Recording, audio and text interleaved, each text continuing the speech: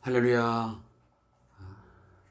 사랑하는 성도님들, 오늘 주3 교제를 통한 이 큐티 시간에 함께 만나게 되어서 반갑습니다. 오늘도 하나님께서 큰 은혜와 사랑을 베푸사 말씀 가운데서 말씀하여 주시고 우리를 교훈하시고 책망하시고 우리를 의로 인도해 주시기를 간절히 소원하며 기도합니다. 오늘도 그 마음 가지고 함께 하나님을 예배하도록 하겠습니다. 먼저 우리 찬송 거룩한 주님께 찬송가 42장을 함께 들으시겠습니다.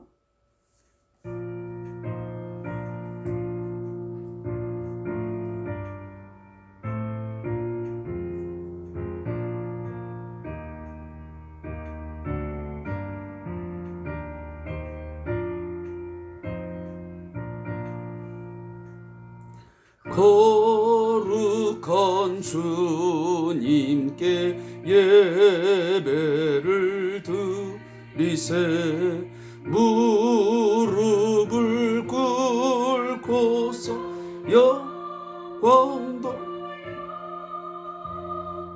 금 같은 순종과 향기로운 겸손을 주님께 바쳐서 경배하세.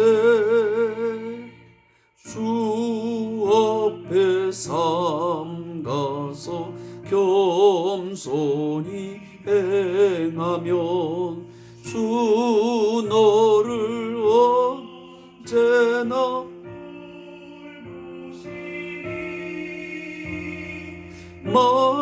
말씀의 위로와 기도의 응답을 내 갈 길 바르게 인도하리.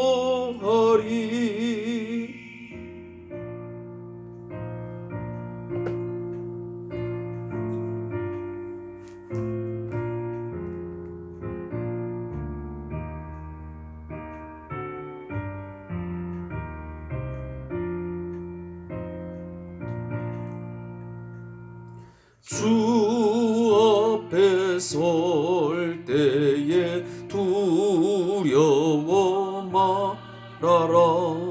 가난한 우리를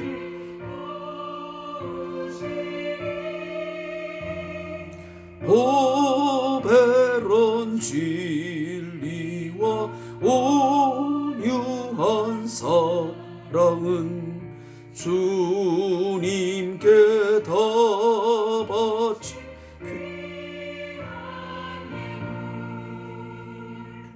떨면서 바치는 이 작은 예물도 주님은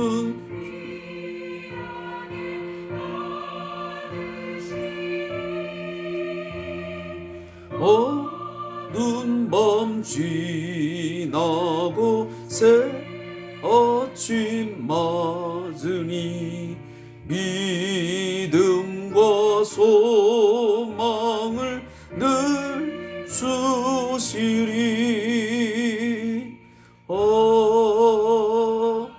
아멘.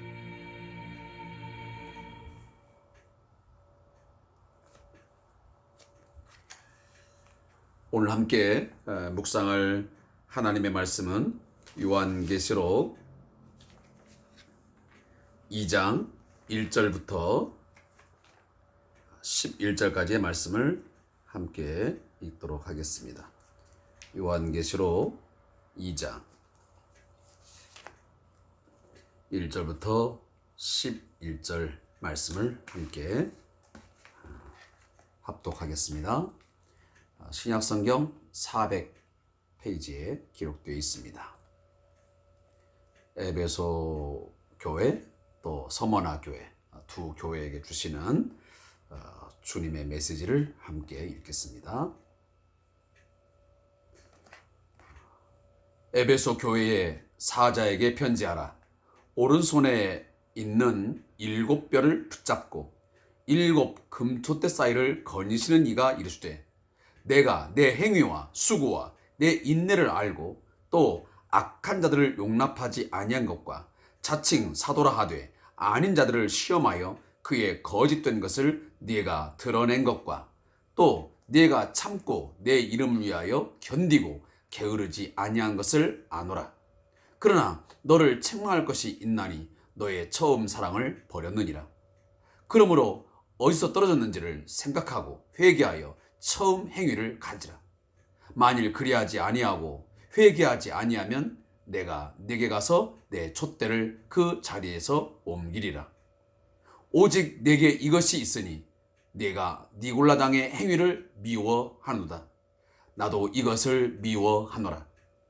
귀 있는 자는 성령이 교회들에게 하시는 말씀을 들을지어다. 이기는 그에게는 내가 하나님의 낙원에 있는 생명나무의 열매를 주어 먹게 하리라. 서머나 교회의 사자에게 편지하라.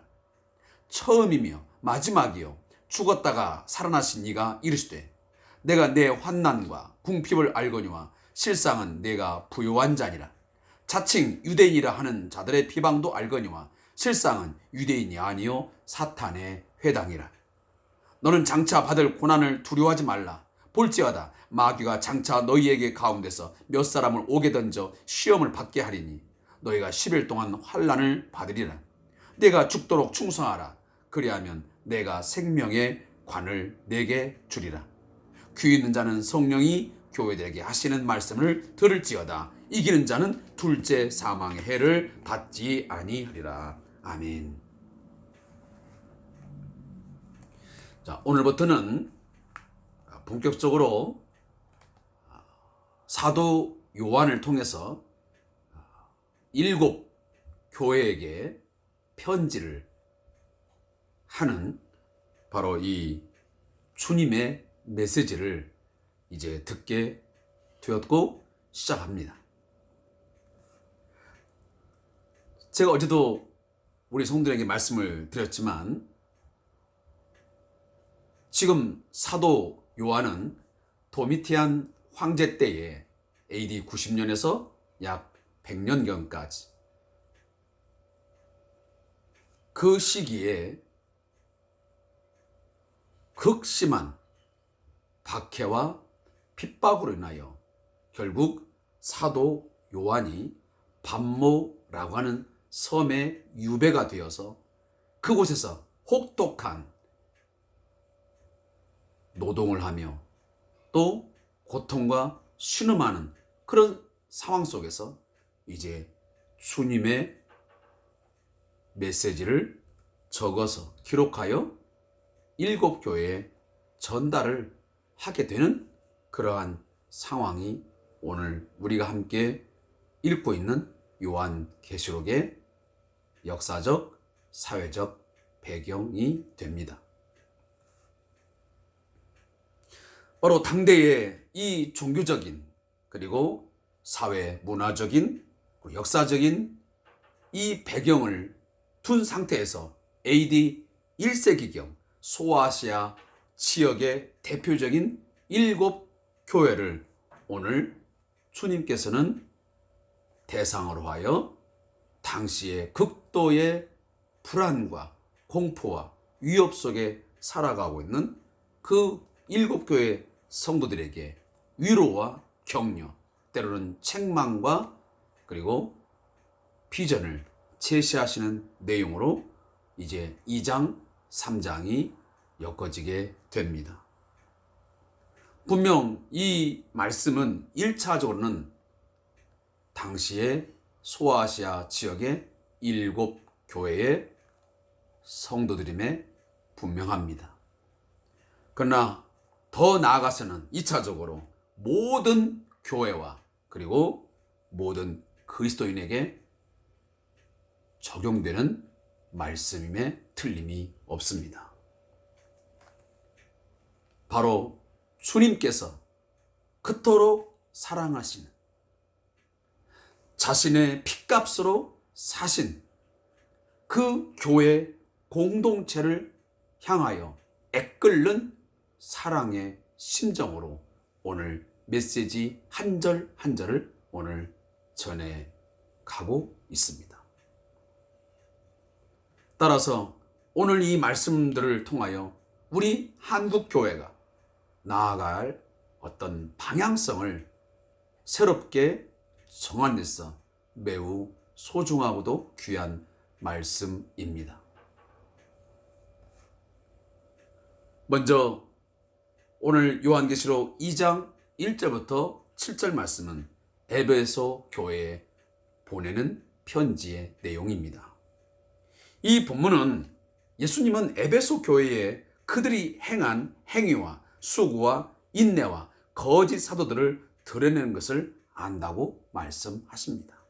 그러나 그들이 처음 사랑을 버렸음을 책망하시면서 처음 행위를 가질 것을 말씀하십니다. 그리고 회개하라고 촉구합니다. 또한 에베소 교회가 이기게 될 때에 생명나무 열매를 주실 것을 확실하게 약속해 주고 있습니다. 이 내용이 바로 이 본문의 요약입니다. 사랑하는 성도 여러분, 에베소 교회가 어떤 교회입니까? 에베소 교회는 사도행전 19장, 20장에 보면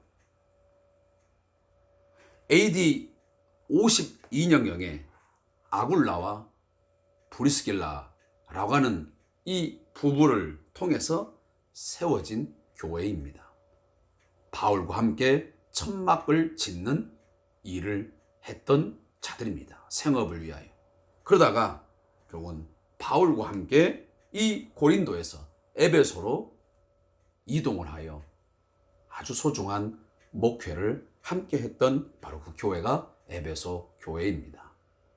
더더욱 우리가 이미 에베소 교회의 그 사랑의 모습이 어떤 모습이었나라고 하는 것은 사도행전 20장 말씀에 보면 나중 바울이 이 에베소 교회를 떠나갈 때에 그 장들과 함께 아주 특별한 작별 인사를 하는 것을 우리는 보게 됩니다.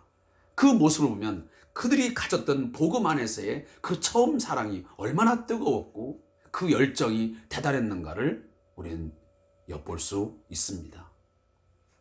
바로 그러한 교회인데 그 교회를 향해서 오늘 주님은 사도 요한을 통해서 편지를 합니다. 근데 그 편지를 하는 바로 주님의 모습은 어떤 모습이냐 하면 오른손에 있는 7뼈를 붙잡고 7 금토대 사이를 거니시는 이라고 주님을 표현합니다. 다시 말하면 예수님의 모습이 오른손에 있는 7뼈를 붙잡고 7 금토대 사이를 다 거니시는 겁니다. 이것이 무슨 의미냐 할 때에 이미 우리는 앞절 바로 1장 20절에서 그 해석을 해주고 있습니다. 내 오른손에 7별의 비밀과 또 7 금촛대라. 7별은 7 교회, 사자요 7 촛대는 7 교회니라 그랬습니다. 다시 말하면 7별은 그 교회의 사자를 상징하는 것이고 7 촛대는 7 교회를 의미하는 것입니다. 따라서 오늘 본문은 7별을 붙들고 성도들을 붙들고 그리고 그 성도들 사이에서 그리스도인들과 사이에서 그들을 통치하시고 그들을 보호하시고 그들을 이끌어 가시는 그런 주님의 모습으로 우리에게 보여지고 있습니다. 그러면서 오늘 이 에베소 교회에게 그 주님께서 칭찬, 인정하는 모습이 오늘 본문에 나옵니다. 그게 바로 2절과 3절입니다. 2절 3절 보면 내 행위와 수고와 내 인내를 알고 그리고 악한 자들을 용납하지 아니한 것 그리고 자칭 사도라 하되 아닌 자들을 시험하여 그들을 드러낸 것 이런 것은 바로 에베소 교회가 매우 잘한 주님으로부터 칭찬받을 만한 일이었다라고 주님은 말씀하십니다. 너희들이 로마 황제로부터 오는 그 우상 숭배에 대한 그 유혹, 그 시험, 그런 속에서 너희가 얼마나 복음 안에서 살려고 애쓰고 힘썼는지 내 행위와 수고와 내 인내를 내가 안다. 주님은 말씀하십니다. 사랑하는 성도 여러분, 오늘도 우리 사랑하는 성도들이 21세기 이 자본주의, 또 쾌락주의, 물질 만능주의, 과학 만능주의, 많은 유혹과 시험이 끊임없이 닥쳐오고 있는 이 우리의 사회적 상황, 종교적 상황 속에서 우리가 얼마나 그리스도를 따르는 복음에 합당하는 삶을 살아가기 위해서 수고하는지, 얼마나 인내하면서 견디면서 믿음으로 순종해 가고 있는지, 그것을 바로 주님은 다 알고 계신다고 말씀하십니다.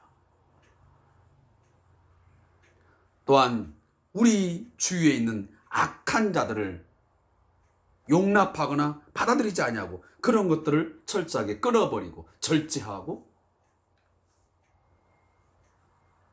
때로는 자칭 사도라 하는, 다른 거짓 선지자, 거짓 사이비 종교,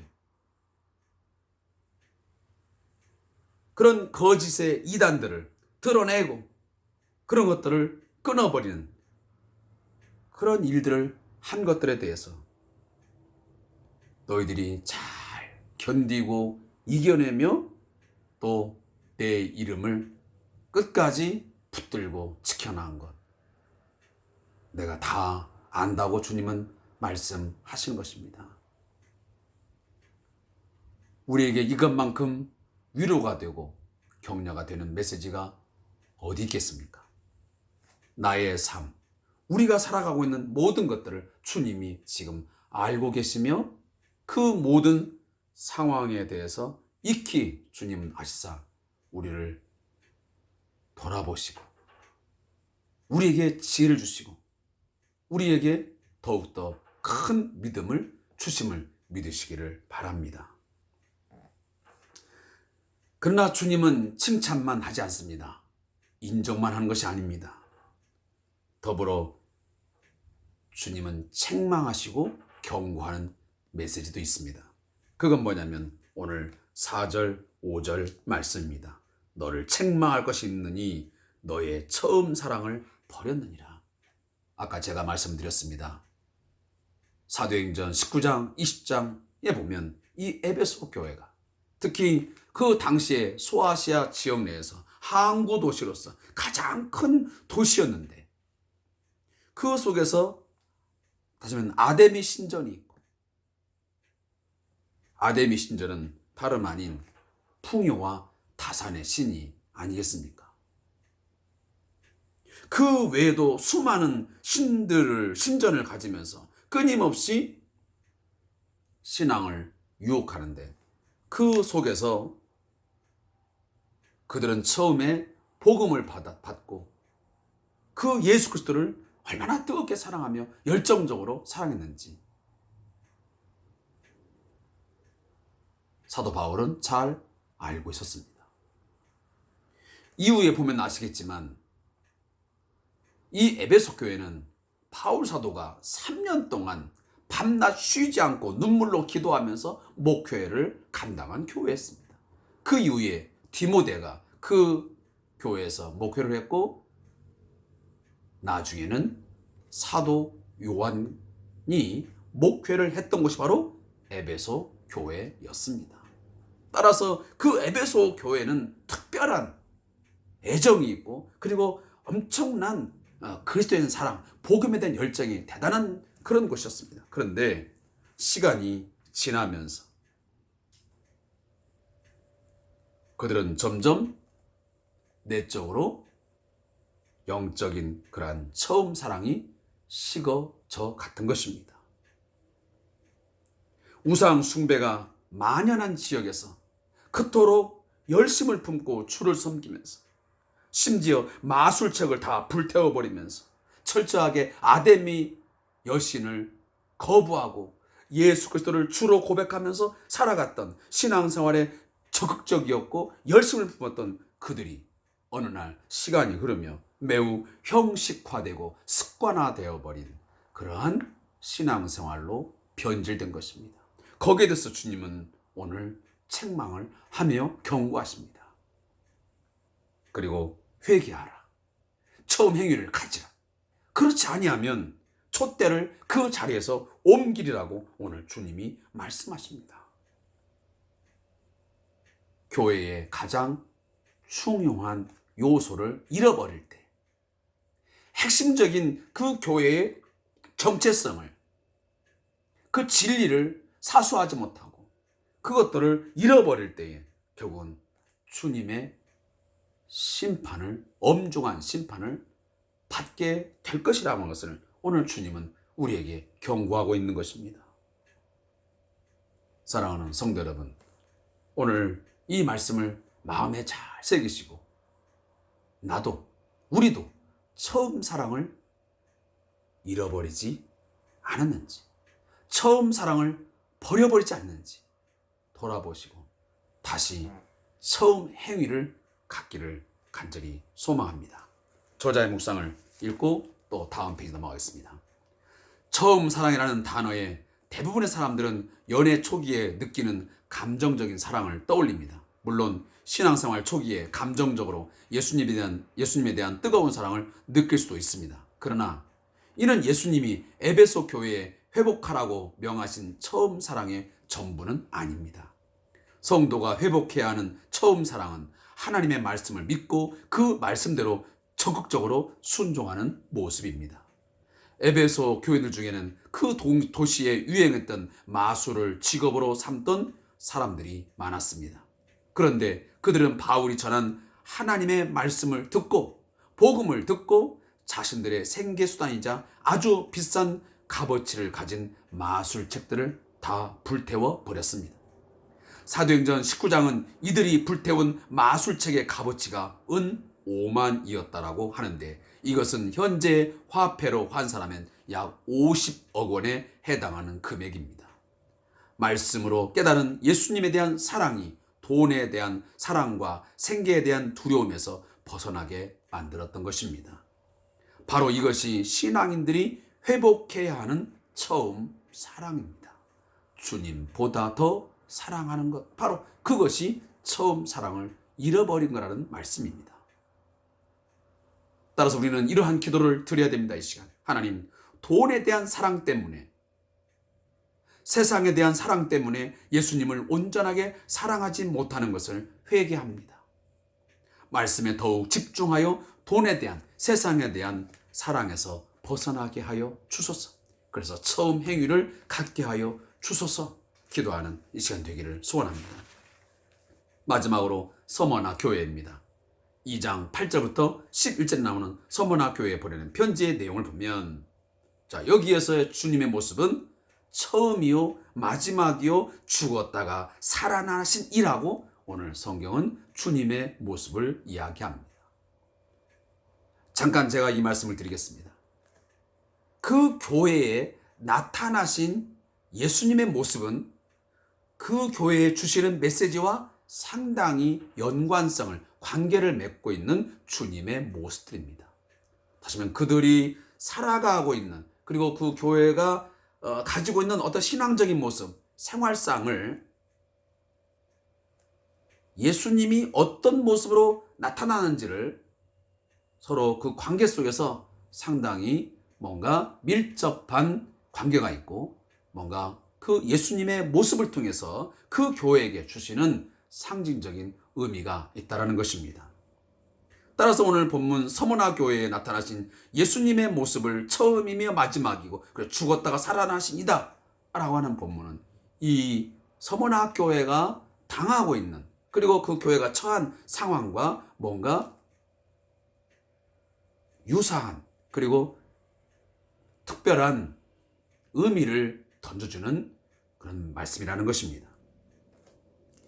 오늘 서머나 교회는 에베소에서 북쪽으로 약 60km 정도 떨어진 그런 도시이자 당시에 매우 아름다운 항구 도시로 유명한 곳입니다. 특히 이곳에는 아시아에서 처음으로 로마를 위해서 지은 신전이 있었고, 특히 티베리우스 황제를 위한 신전을 건축할 정도로 황제 숭배가 아주 강했습니다. 따라서 서머나에 살고 있던 유대인들은 기독교인들이 로마의 평화를 위협하며 황제 숭배를 거부하는 자들이라고 고소를 했고, 이것은 곧 박해로 이어지는 사건이 되었습니다. 다시 말하면 유대인이라고 하는 그들은 선민의식을 가진 하나님의 백성이라고 하는 그런 자들이었지만, 결국은 이 기독교인들을 로마의 평화를 위협하는 존재라고 해서 암적인 존재라고 하면서 결국은 이 로마의 정부에 고소를 한 것입니다. 그래서 기독교인들이 극심한 박해를 받게 되었던 것이죠. 사랑하는 성도 여러분, 저는 이 서머나 교회의 이 메시지를 보면서 이것을 생각하게 되었습니다. 진정 부요함이라는 것이 무엇일까? 우리의 삶을 부요하게, 화려하게, 그리고 풍족하게 산다는 것은 무엇일까? 라고 하는 질문에 대한 답이었습니다. 오늘 본문에 보십시오. 물론 서머나라고 하는 이 지역은 아주 아름다운 항구 도시로서 부유함과 화려함이 있는 도시였습니다. 그런데 거기에 살고 있는 그리스도인, 예수 그리스도를 주로 고백하는 성도들의 삶은 환난과 궁핍의 삶이었습니다. 평안한 삶이 아니었고, 화려한 삶이 아니었고, 부유한 삶이 아니었고, 그들은 매우 혹독한 환난 속에서 궁핍한 삶을 살아야만 되는 그러한 존재였습니다. 그런데 오늘 주님은 뭐라고 말씀하시냐면 이렇게 말씀합니다. 실상은 네가 부요한 자니라. 세상적인 시각으로, 인간적인 관점으로 보면 분명 이 서머나 지역에 살고 있는 서머나 교회 성도들, 환난 속에서 살아가며 핍박 가운데서 궁핍한 매우 생계가 어려운 삶을 살아가는 존재들이었습니다. 그런데 신앙적인 시각으로, 하나님의 관점에서 하나님의 시각으로 바라보니 정반대였던 것입니다.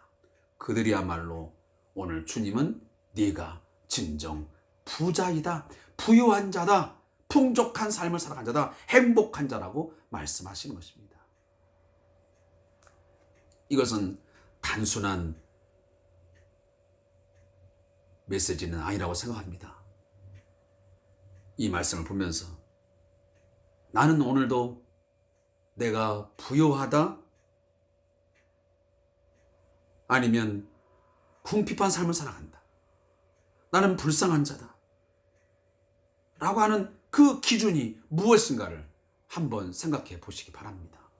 나는 과연 그것들을 평가할 때, 그것을 구별할 때에 세상적인 시각으로 바라보면서 구분하고 있는지, 아니면 신앙적인 시각, 하나님의 관점에서 그러한 것들을 생각하고 구별하면서 살아가고 있는지. 그러나 솔직한 심정을 말하면 많은 그리스도인들은 오늘도 하나님의 시각보다는, 신앙적인 관점보다는 세상적인 시각, 그 관점에서 나는 부유한 삶을 살고 있는가? 아니면 궁핍하고 힘겨운 삶을 살아가는가? 이런 것들을 생각하기 참 쉬운 것 같습니다. 아무쪼록 오늘 우리 사랑하는 성도님들, 주님이 인정하실 만한 진정 부요한 자의 삶을 사시기 바랍니다. 그 부요한 자가 누굽니까? 세상에 많은 유혹이 있고 세상에 많은 시험거리가 있지만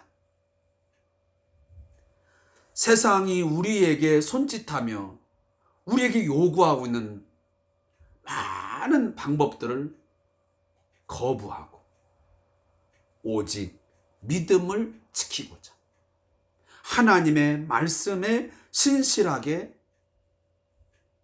거하며 살기 위해서 환난을 겪고 궁핍한 삶을 인내하며 살아가는 사람, 바로 그 성도가 하나님께서 인정하시는 부요한 자라고 하는 것입니다. 겉으로 보기에, 세상에서의 보기로는 우리가 너무도 부요하고 화려하고 풍족한 삶을 살아가지만 혹여나 영적으로 보면, 하나님의 시각으로 보면 헐벗었고 굶주려버린 영적 거지의 삶은 아닌지 우리 자신을 한번 돌아보는 그런 시간이 되었으면 좋겠습니다. 그리고 10절에 보면 너는 장차 받을 고난을 두려워하지 말라 말씀하십니다. 오늘 서머나 교회가 당하고 있는 이 엄청난 핍박과 박해, 세상의 유혹, 그것은 단순히 한순간으로 끝나지 않냐고 끊임없이 고난은 계속 될 수밖에 없었습니다. 그래서 그 뒤에 보면 마귀가 장차 너희 가운데서 몇 사람을 오게 던져 시험을 받게 하려니 너희가 10일 동안 환난을 받으리라. 자, 여기 본문 굉장히 중요합니다. 여기 10일 동안이라는 말이 문자적으로 10일을 말하지 않습니다. 여기 10일이라는 이 산술적인 이 말은 어떤 제한된 시간, 한정된 시간을 의미하는 상징 용어입니다. 따라서 너희에게 어떤 제한된 시간 속에서 한정적으로 반드시 마귀가 너희들을 시험하는 그런 시간들이 있으므로 혹독한 고난이 있을 것이다. 그러나 그것은 매우 제한적으로 그리고 한정적으로 있는 것이니 두려워하지 마라. 그 속에서 네가 죽도록 충성하라. 여기 충성하라는 말은 어떤 행위를 해라 이런 말보다 더 중요한 것은 신실한 자로, 정말 신뢰할 만한, 믿을 만한 그런 존재로 서 있어라. being, 존재를 먼저 말씀하시고 그 존재 다음에 행위, 어떤 doing이 있는 것이죠. 우리 그리스도에게는 being이 우선이냐 doing이 우선이냐 할 때에 being이 우선이고 그 다음이 doing이 나오는 것입니다. 존재, 우리의 정체성을 확고히 한 다음에 그 정체성에 걸맞는 다음에 행위, 어떤 삶이 나와야 되는 건다는 것입니다. 근데 오늘 본문은 바로 그것을 말합니다. 너희가 어떤 혹독한 시험을 통해서 고난을 겪게 될 터인데 그때에 너희가 죽을 때까지 그 죽을 힘을 다해서 정말 신실한 자로 하나님 앞에서 신실한 자, 신뢰할 만한 자라, 믿을 만한 자로 서 있으라 라고 오늘 주님이 말씀하신 것입니다. 그리하면 생명의 관을, 생명의 멸류관을 내게 줄 것이다 라고 오늘 주님은 약속하신 것입니다. 오늘도 이 말씀은 동일하게 우리에게 적용되는 말씀입니다. 끊임없이 지금도 황제 숭배는 아니라 할지라도 오늘날 수많은 세상의 것들은 우리를 유혹합니다. 주님보다는 세상이 우리에게 보여주는 화려한 것들, 강한 것들 앞에 우리를 머리 숙이라고,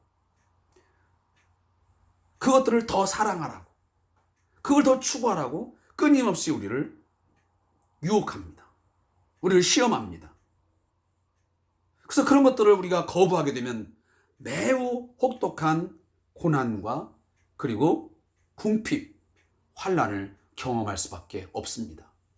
그러나 대부분 사람들은 바로 그것을 겪기 싫어서 복음 때문에, 예수님 때문에 말씀의 신실한 삶을 살아가고 하나님께로부터 신뢰할 만한, 믿을 만한 사람으로 서 있으려면 많은 피해가 있고 희생이 따르고 때로는 많은 것들을 잃어버리면서 궁핍한 삶을 살아갈 수밖에 없기 때문에 우리는 그것이 싫어서 그저 세상이 원하는 대로, 유혹의 욕심들이 이끌어가는 대로 우리는 이끌려 가는 것이죠. 고난을 두려워하는 것입니다. 그래서 고난을 회피하고 좀 더 편안한 삶, 좀 더 쉬운 것들을 택하여 쫓아가는 것이죠. 결국 그러한 사람에게는 생명의 관을 주님은 허락하지 않는다고 말씀하십니다. 끝까지 세상의 유혹 앞에서 신앙의 시험거리 가운데서 신실한 자로 죽도록 충성하며 살아가는 자에게 오늘도 생명의 관을 주시겠다고 말씀하십니다. 제가 금방 드린 말씀, 그리고 오늘 본문의 메시지를 마지막 절입니다. 귀 있는 자는 성령이 교회들에게 하시는 말씀을 들을지어다.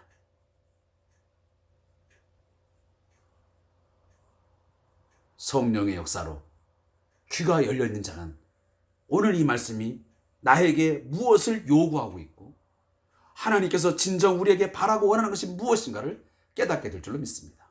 그 깨닫는 것들을 진정 행하여 견고한 믿음을 소유하는 저와 여러분 되시기를 바랍니다. 끝까지 충성하는 자, 고난을 두려워하지 않냐고, 환난을 두려워하지 않냐고 죽도록 충성하는 자. 마지막입니다.